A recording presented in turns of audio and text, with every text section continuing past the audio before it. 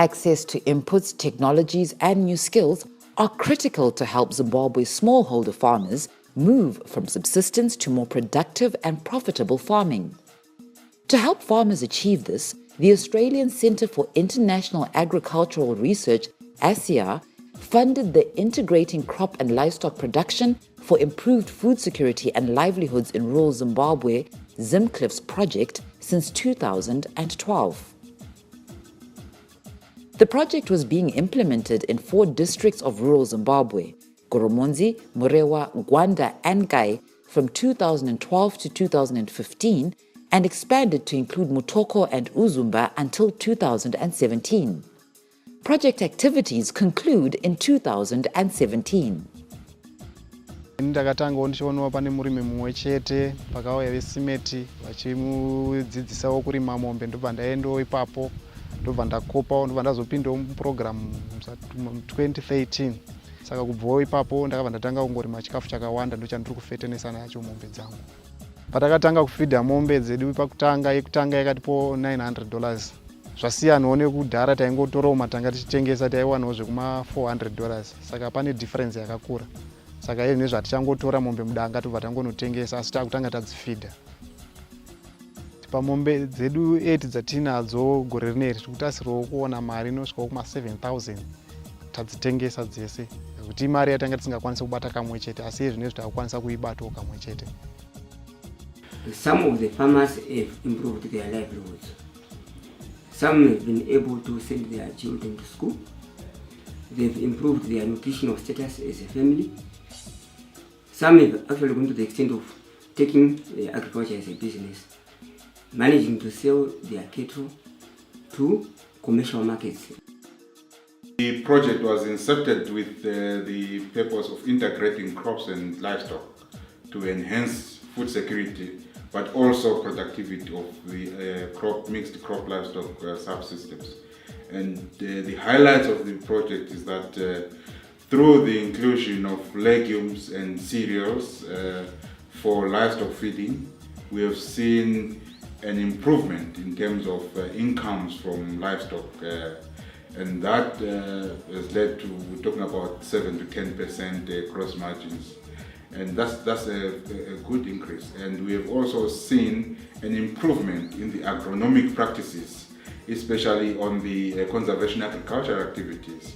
And we've also seen through research investigation into alternatives for CA in the milk or dairy value chains, use of homegrown forages for a substitute for commercial feeding has actually led to a reduction in production costs by about 5 to 15 cents a litre, and that's a significant improvement in terms of efficiencies in that sector. In the goat value chains in the south of the country, where we are also working, we've also seen a significant increase in terms of production in that space and reduction in the cost of feeds. With increased access to new knowledge, technologies, and skills, beef and dairy farmers are venturing into productive and sustainable investments. Takapinda mugore rechipiri mu 2014.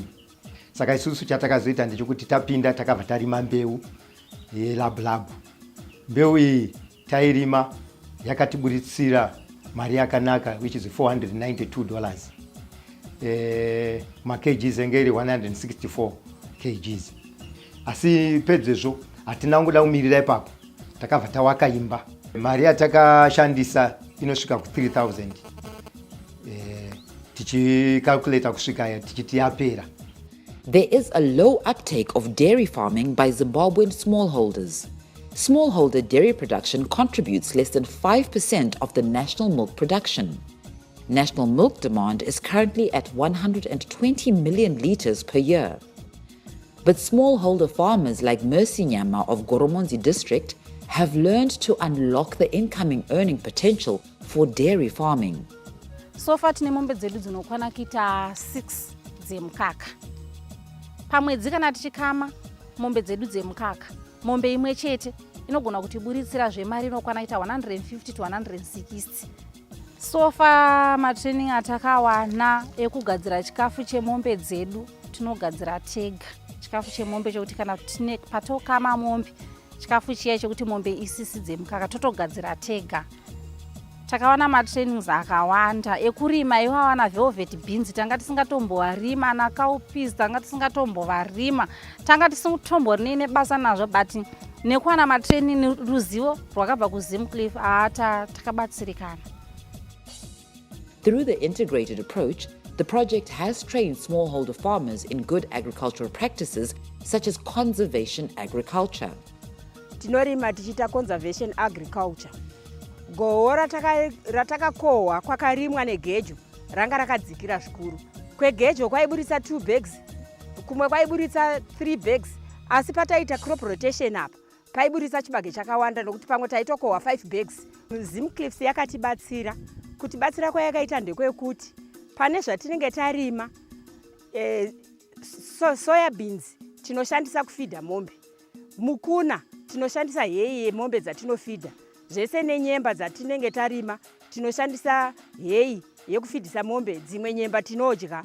Mashanga atinenge takohwa muchibage tinouya nawo futi kunokumba tofidhisa mombe. Chibage chatakohwa tiri kudyawo isusu pamwe chete nekufidhisa mombe dzedu. The partnership approach has also paid dividends.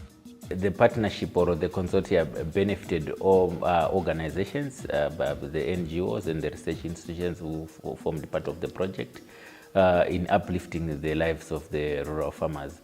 Yeah, one aspect to talk about is hay and silage making in communities. The ZimCLIFS project was the first project to roll out hay baling or making hay and silage at community level. Previously, this was a feature in commercial farms. So farmers were taught how to prepare livestock feeds for the winter period and bridging the grazing dry season in terms of feed for livestock. Our experience working as partners was very good. There were a number of partners that were coming in with different expertise. So it helped in terms of strengthening the program. We had research institutions such as Summit, IWRI, ICRISAT. They came in with expertise on research and also documentation. And us as development partners, we came in with a lot of expertise on how to mobilize farmers, the facilitation skills, and also the training in terms of the aspects that the farmers were willing to adopt. Through ZimCLIFS, it is estimated that 170,000 farmers were impacted by the crop-livestock integrated technologies and innovations in the target districts. It has also been upscaled to other areas within and outside Zimbabwe. I'm very excited that the project has generated interest outside of the core district that we're working in. We are seeing a number of development partners taking up this work as far as Buhera, in Maswingo. We are now working with CRIS or Catholic Relief Services and Caritas Maswingo in Bedbridge, implementing some of these technologies. The project has seen spillovers. These technologies, we're using them in our new project funded by the EU in Malawi, specifically integrating crops and livestock. We have seen the technologies around legumes and feeding livestock being taken up in our activities elsewhere, and other people in Swaziland, and it's gone to Mozambique. We're excited. It's gone beyond the borders of the project. It's gone beyond the borders of Zimbabwe. So the technologies that have been generated from this project are being taken up by other development partners. There are gaps, obviously. There are areas that we think we can improve in, and we still think there is room for further research and further development in the integration itself, and looking beyond the specific crops that we're looking at, and probably improvement now going into the improvement of the livestock itself, looking at the breeds that are out there and how we can be efficient, be it in the goat, the dairy or the beef value chains.